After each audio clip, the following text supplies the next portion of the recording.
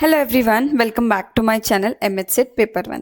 तर आज या व्हिडिओमध्ये आपण आपल्या महाराष्ट्र सेट पेपर 1च्या युनिट 10 म्हणजेच हायर एज्युकेशन सिस्टीम उच्च शिक्षण व्यवस्था या युनिटला सुरुवात करणार आहोत.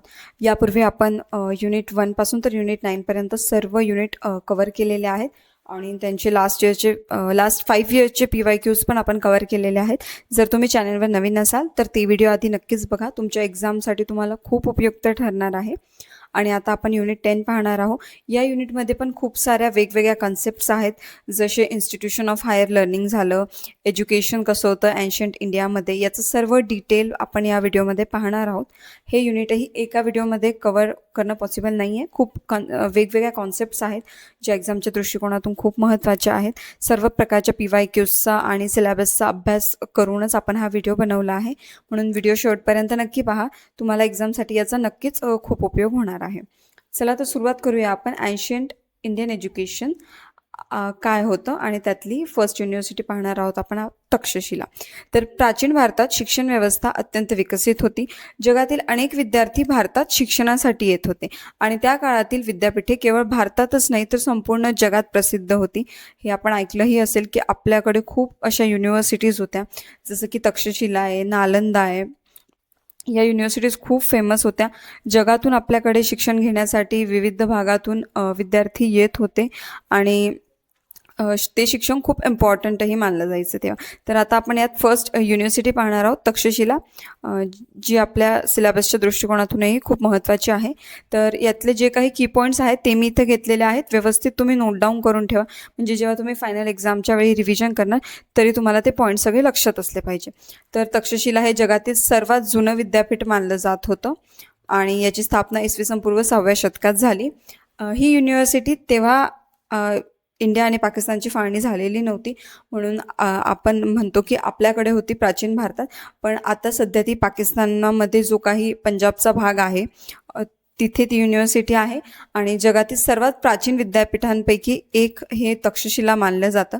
60पेक्षा अधिक विषय इथे शिकवले जायचे आणि मोस्ट इम्पॉर्टंटली वैद्यकशास्त्र, राजकारण, युद्धनीती, गणित यांचे शिक्षण इथे तक्षशिला या युनिव्हर्सिटीमध्ये तेव्हा दिले जायचे.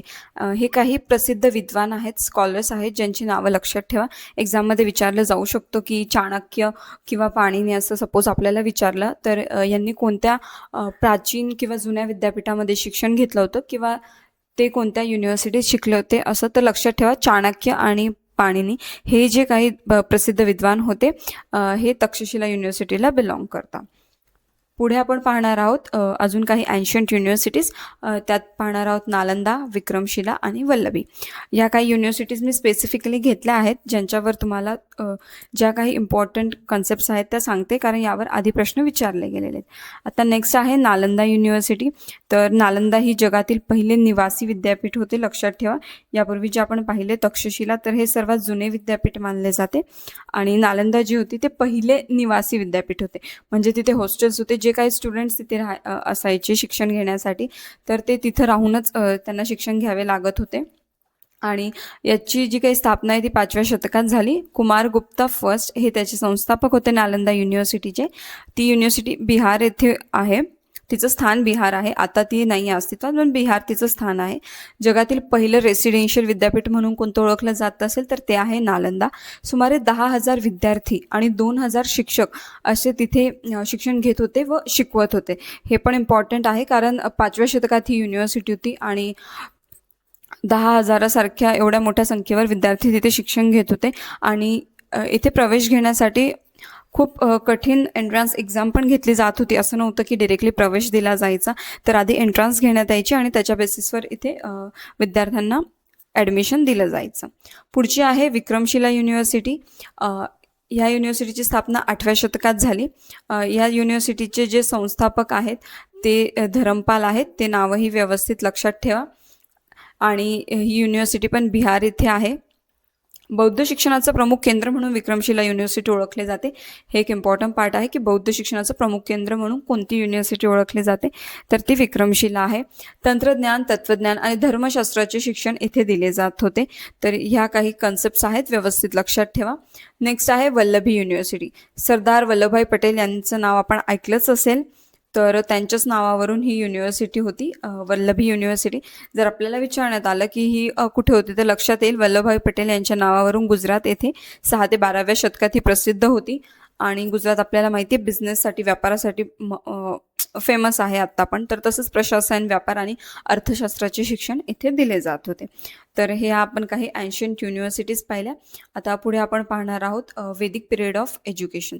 तर जी काही वैदिक शिक्षण व्यवस्था होती ही खूप प्राचीन शिक्षण व्यवस्था मानली जाते आणि आपल्या एक्झामच्या दृष्टिकोनातही खूप महत्त्वाची आहे. तर वैदिक काळातील जे शिक्षण होतं हे प्रामुख्याने गुरु शिष्य परंपरेवर आधारित होतं आणि आश्रम किंवा जंगलातील शांत वातावरणात राहून जे काही स्टुडंट्स होते ते वेद, उपनिषद, तत्वज्ञान या सर्व गोष्टींचा तिथे अभ्यास घेत असे. गणित, खगोलशास्त्र यांचे पण ज्ञान तिथे त्यांना आत्मसात करायला मिळत असे. त्यानंतर या शिक्षणाचे प्रमुख विषय आपण इथे पाहिलेच, वेद, उपनिषद, ब्राह्मण, ग्रंथ, व्याकरण, खगोलशास्त्र, आयुर्वेद अशा अनेक विषयांवर इथे शिकवले जात असे. ही खूप प्राचीन आणि पहिली पद्धत असंही आपण म्हणू शकतो जी मानली जाते वैदिक काळातली, इसवी सन पूर्व 600 ते इसवी सन पूर्व 1500 या कालखंडातील. आणि या वैदिक शिक्षणाची आता आपण काही वैशिष्ट्य पाहणार आहोत. तर गुरुकुल पद्धती होती, हे मी तुम्हाला आधी सांगितलं. आणि 12 वर्ष आपल्याला गुरुकुलमध्ये राहून शिक्षण घ्यावे लागत असे, तेव्हा आपल्याला वसू ही डिग्री प्रदान करण्यात यायची. ही पण एक निवासी शिक्षण होतं, रेसिडेन्शियल एज्युकेशन होतं. कारण मी तुम्हाला यापूर्वी सांगितलं की आश्रम किंवा जंगलातील शांत वातावरणात इथे शिक्षण घेण्याची पद्धती होती, म्हणून विद्यार्थी तिथे राहून शिक्षण घेत असे. मौखिक म्हणजेच ओरल मेथडने इथे शिक्षण दिलं जायचं. जे काही गुरु होते ते विद्यार्थ्यांना बोलून ज्ञान द्यायचे आणि ते ज्ञान विद्यार्थी आत्मसात करत असे. त्यानंतर मोफत शिक्षण होतं, शिस्त आणि संस्कार इथे विद्यार्थ्यांना दिले जायचे आणि अनुभवधारित शिक्षणही इथे दिले जात असे. तर ज्या काही वैदिक टीचिंगमध्ये ज्या काही अध्यापन पद्धती होत्या त्या आपण पाहणार आहोत. तर श्रवण मी तुम्हाला सांगितलंच की विद्यार्थी हे ऐकून शिकत होते आणि शिक्षक जे होते किंवा गुरु जे होते ते त्यांना तोंडी एक्सप्लेन करून सांगायचे आणि त्याचं मनन आणि निधिध्यासन करून विद्यार्थी जे काही शिक्षण आहे ते घेत असे. तर विद्यार्थी आपल्या घरी न राहता गुरूंच्या आश्रमात राहत होता, त्याच्यामुळे गुरुचा आणि विद्यार्थ्यांचा संबंध पण इथे जिव्हाळ्याचा होता, हे इम्पॉर्टंट आहे. त्यानंतर प्रश्नोत्तर पद्धती इथे इम्पॉर्टंट मानली जात होती.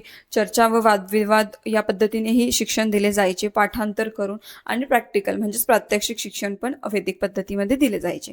तर एक क्विक समरी इथे बघा, इम्पॉर्टंट पॉईंट्स आहेत आपल्या एक्झामच्या दृष्टिकोनातून. तर जो काही कालखंड आहे तो आहे इसवी सन पूर्व 1500 ते 600.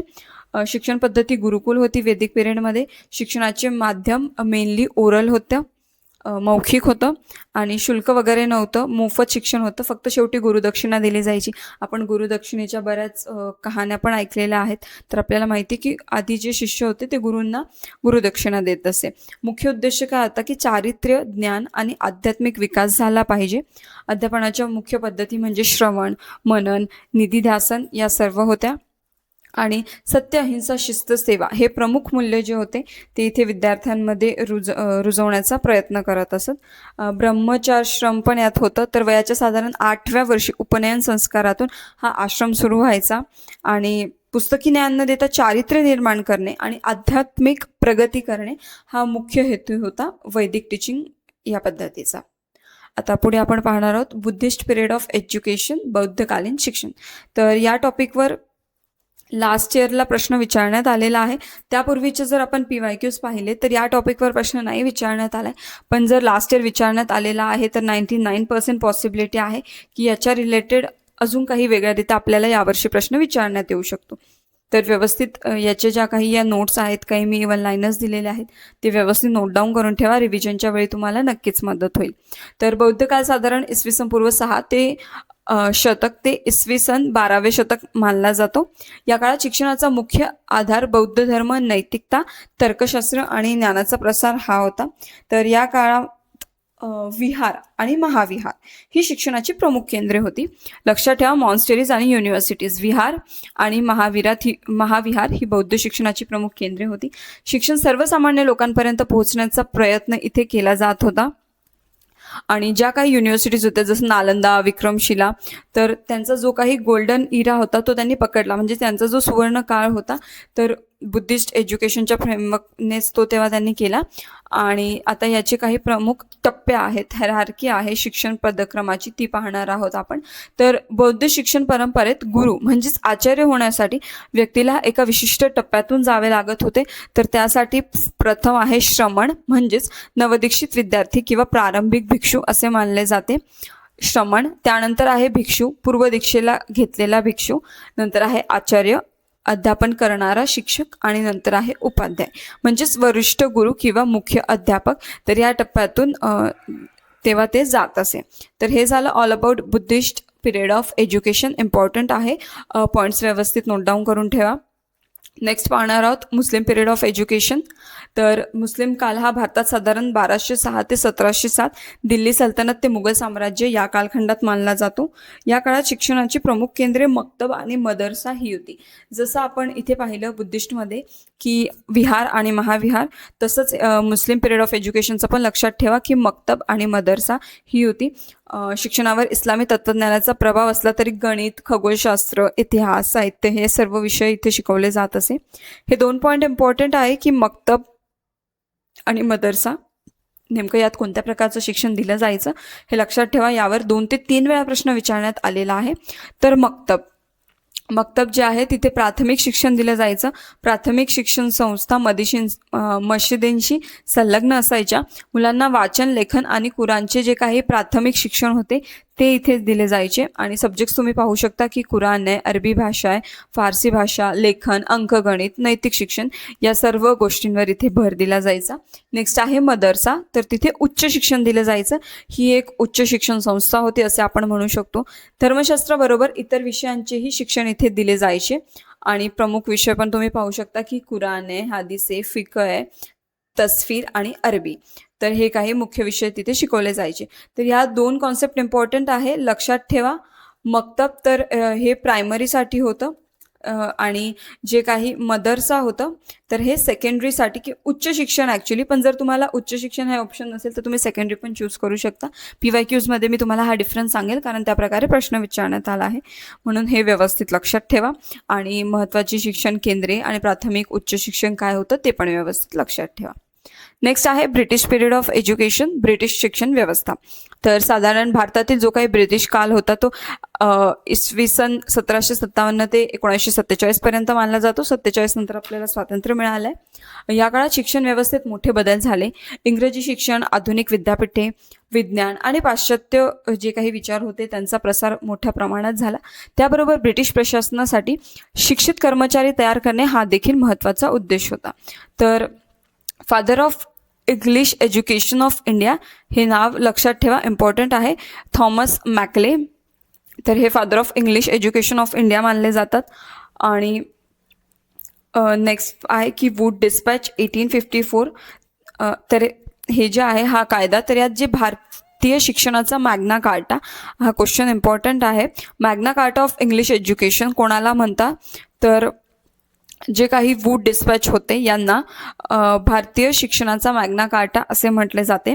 आणि जेव्हा ब्रिटिश पिरियड ऑफ एज्युकेशन आलं किंवा ते विकसित होत होतं तेव्हा 1857मध्ये 3 मेन मॉडर्न युनिव्हर्सिटीज आल्या आपल्या इंडियामध्ये. ती म्हणजेच university of Calcutta, university of Bombay and university of Madras. या पण खूप इम्पॉर्टंट युनिव्हर्सिटीज आहेत, त्या आपण पुढे अभ्यासणारच आहोत. पण आता ब्रिटिश कालखंड लक्षात ठेवा. Who is known as the Magna Carta of English education, Wood dispatch. आणि father of English education in India he is Thomas Macaulay, हे नावही व्यवस्थित लक्षात ठेवा. पुढे आपण पाहणार आहोत आता लॉर्ड कर्झन आणि सॅडलर कमिशन. तर लॉर्ड कर्झन जे होते त्यांनी काय काय कामं केलेले आहेत आपल्या इंडियन एज्युकेशन सिस्टमसाठी, आणि सॅडलर कमिशन काय होती, नेमकं त्यांनी काय काय कामं केली, तर हे सर्व आता आपण इथे पाहणार आहोत. तर हा जो काही कालखंड आहे 1900 ते 1919 हा लॉर्ड कर्झनचा आहे, हे व्यवस्थित नोट डाऊन करा. आणि इथे सॅडलर कमिशन पाहणार आहोत म्हणून इथे हे मेन्शन केलं. तर फर्स्ट पाहूया की लॉर्ड कर्झन्सचे कॉन्ट्रीब्युशन काय होते. तर लॉर्ड कर्झन हे 1899 ते 1905 या काळामध्ये भारताचे व्हॉइसरॉय होते. आणि यांनी या काळामध्ये शिक्षणाचा दर्जा सुधारण्याच्या नावाखाली विद्यापीठांवर सरकारी नियंत्रण वाढवले आणि भारतीय शिक्षणातील सुधारणा करण्यासाठी 1901 मध्ये शिमला एज्युकेशनल कॉन्फरन्स आयोजित केली. व्यवस्थित नोट डाऊन करा. लॉर्ड कर्झन यांनी शिमला एज्युकेशन कॉन्फरन्स आयोजित केली. कधी केली? 1901 मध्ये केली. आणि या परिषदेच्या शिफारसीवरून पुढील काळात विद्यापीठ आयोगाची स्थापना पण करण्यात आली, म्हणून ही इम्पॉर्टंट आहे शिमला एज्युकेशनल कॉन्फरन्स. आणि या परिषदेच्या चर्चेच्या आधारानुसार मी तुम्हाला सांगितलं की युनिव्हर्सिटी विद्यापीठ आयोगाची स्थापना झाली आणि युनिव्हर्सिटी ॲक्ट 1904 लागू करण्यात आला. आणि कर्झन जे होते हे लॉर्ड कर्झनने थॉमस रॅली यांच्या अध्यक्षतेखाली अजून एक आयोग नेमला, तो म्हणजेच हा इंडियन युनिव्हर्सिटी ॲक्ट. तर हे पॉईंट्स आहेत काही, ते लक्षात ठेवा. नेक्स्ट आहे सॅडलर कमिशन, सॅडलर आयोग. तर कलकत्ता विद्यापीठाच्या समस्यांचा अभ्यास करण्यासाठी आणि संपूर्ण भारतातील उच्च शिक्षणात सुधारणा सुचवण्यासाठी 1917 मध्ये हे कमिशन नेमले गेले. स्थापना 1917 मध्ये झाली सॅडलर कमिशनची. डॉक्टर मायकेल सॅडलर, पाहू शकता तुम्ही, मायकेल सॅडलर हे या कमिशनचे कुलगुरू किंवा अध्यक्ष होते असे आपण म्हणू शकतो. आणि जो काही या कमिशनचा उद्दिष्ट होतं ते म्हणजे विद्यापीठांवरील ताण कमी करणे आणि शिक्षणाचा दर्जा सुधारणे, हे इम्पॉर्टंट होतं इथे. आणि व्यावसायिक आणि तांत्रिक जे काही शिक्षण होतं त्याला चालना देण्याचं कामही इथे यांनी केलेलं होतं. आणि सॅडलर कमिशनचंच दुसरं नाव आहे कॅलकट्टा युनिव्हर्सिटी कमिशन. म्हणून व्यवस्थित लक्षात ठेवा, सॅडलर कमिशन विचारलं किंवा कॅलकट्टा विचारलं तर हे दोन्ही एकच आहेत असं आपल्या लक्षात आलं पाहिजे. 1919 मध्ये हा जो काही अहवाल होता तो सादर केला गेला. आणि तुम्ही पाहू शकता की Sadler commission suggested 10+2+3 pattern framework structure later adopted nationally across university. तर आपला जो काही आता तुम्हाला माहिती आहे की 2020ची जी काही NEP आलेली आहे, नॅशनल एज्युकेशन पॉलिसी, तर इथे आपला हा फॉर्म चेंज करण्यात आलेला आहे. तर त्यापूर्वीचा जो होता 10+2+3 म्हणजे 10 years of schooling, 2 years of junior college आणि 3 years ऑफ ग्रॅज्युएशन. तर हा जो काही पॅटर्न होता तो सॅडलर कमिशनने सजेस्ट केलेला होता. आपण असे म्हणू शकतो कॅलकट्टा युनिव्हर्सिटी ऑफ कमिशन यांनी तो सजेस्ट केलेलं होतं ते फ्रेमवर्क. म्हणून व्यवस्थित लक्षात ठेवा, हे फ्रेमवर्क कोणी सजेस्ट केलेलं होतं तर सॅडलर यांनी सजेस्ट केलेलं होतं. आणि उच्च माध्यमिक स्तरावर शिक्षणाचे माध्यम मातृभाषा असावी असा जो काही आग्रह होता तो पण सॅडलर कमिशनचाच होता. प्रायमरी लँग्वेज आपली मातृभाषा असली पाहिजे. आणि शिक्षकांच्या प्रशिक्षणासाठी पण त्यांनी विशेष महाविद्यालयांची तरतूद केलेली होती. आणि असे खूप सारे जे काही आपल्या शैक्षणिकदृष्ट्या इम्पॉर्टंट काम होते ते सॅडलर कमिशनच्या वेळी घेण्यात आलेले होते. व्यवस्थितरित्या लक्षात ठेवा. नेक्स्ट आहे जैन एज्युकेशन सिस्टीम, जैन शिक्षण संस्था.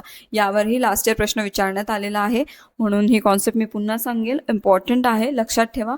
तर जैन शिक्षण व्यवस्था ही प्राचीन भारतीय शिक्षण परंपरेचा एक महत्त्वाचा भाग आहे. जैन धर्माचे 24वे तीर्थकर महावीर यांनी अहिंसा, सत्य, आत्मसंयम आणि मोक्ष या तत्वांवर आधारित शिक्षणाला प्रोत्साहन दिले होते. जैन शिक्षणाचा उद्देश केवळ धार्मिक ज्ञान देणे नसून ज्या काही नैतिक, बौद्धिक आणि आध्यात्मिक विकास घडवणे हा पण होता.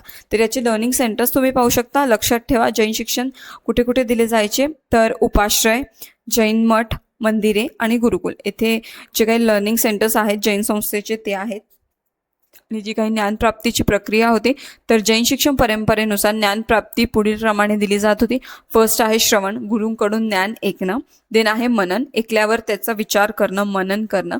देन आहे निधिध्यासन, चिंतन, जे काही ज्ञान मिळालंय त्याचं सखोल चिंतन व आत्मसात ते ज्ञान करणं. आणि आचरण म्हणजे जे काही ज्ञान आपल्याला मिळालंय त्या ज्ञानाचा जीवनात कशा प्रकारे उपयोग होईल तो विचार करून त्याप्रमाणे जगणं. तर हे सगळं इम्पॉर्टंट पॉईंट्स आहेत जैन एज्युकेशन सिस्टीमचे. लक्षात ठेवा. लर्निंग सेंटर्स कोणते होते? उपाश्रय, जैन मठ, मंदिरे आणि गुरुकुल. ज्ञानप्राप्तीची प्रक्रिया लक्षात ठेवा, श्रवण, मनन, निधिध्यासन आणि आचरण. आणि 24वे तीर्थकार कोण होते? महावीर होते. आणि त्यांनीच अहिंसा, सत्य, आत्मसंयम, मोक्ष या तत्वावर शिक्षणाला प्राधान्य दिले. व्यवस्थितरित्या हे पॉईंट्स नोट डाऊन करून ठेवा, तुम्हाला एक्झामला नक्की हेल्प होईल. तर आपण काय काय अभ्यासलं या फर्स्ट पार्टमध्ये युनिट 10च्या? तर एन्शियंट लर्निंग इन्स्टिट्यूशन्स पाहिले, तक्षशिला पाहिलं, नालंदा पाहिलं, हे निवासी विद्यापीठ होतं, हे प्राचीन फर्स्ट विद्यापीठ मानलं जातं. देन आपण वैदिक पिरियड पाहिला, गुरुकुल पद्धती पाहिली ती कशा प्रकारे होती किंवा गुरुकुल पद्धतीमध्ये कोणकोणत्या विषयाचे ज्ञान दिले जायचे आणि कशी वर्क करायची ते पाहिलं. देन आपण बुद्धिस्ट सिस्टीम पाहिली, बुद्धिस्ट सिस्टीममध्ये जे काही लर्निंग सेंटर्स होते ते अभ्यासले. देन पाहिलं मुस्लिम पिरियड ऑफ एज्युकेशन, त्यात मक्तब काय असतं फॉर प्रायमरी, मदरसा फॉर उच्च शिक्षण असतं, हे आपण अभ्यासलं. कोणकोणते विषय शिकवले जायचे ते सगळं आपण पाहिलं. आणि नंतर आपण पाहिलं ब्रिटिश कमिशन, म्हणजेच जो काही ब्रिटिशकालीन कालखंड होता एज्युकेशनचा तो पाहिला. त्याच्यामध्ये मॅकले, सॅडलर्स या कमिशन पाहिल्या, त्यात काय काय इम्प्रूव्हमेंट झालेली होती किंवा धोरण काय होते. जसं सॅडलरचं आपण पाहिलं की 10+2+3 ही जी काही एज्युकेशनल टर्म होती ही सॅडलर यांच्या वेळी अस्तित्वात आलेली होती. या सर्व गोष्टी आपण या व्हिडिओमध्ये अभ्यासल्या आहेत.